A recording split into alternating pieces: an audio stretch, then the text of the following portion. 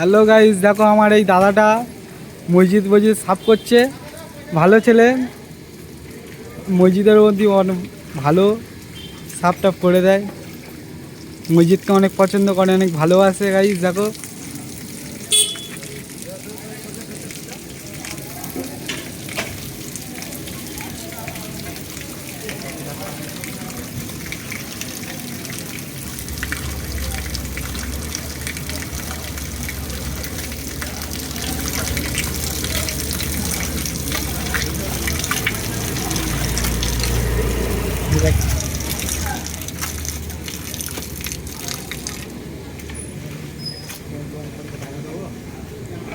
দাদা দাদাটার লেগে সবাই দোয়া করবে।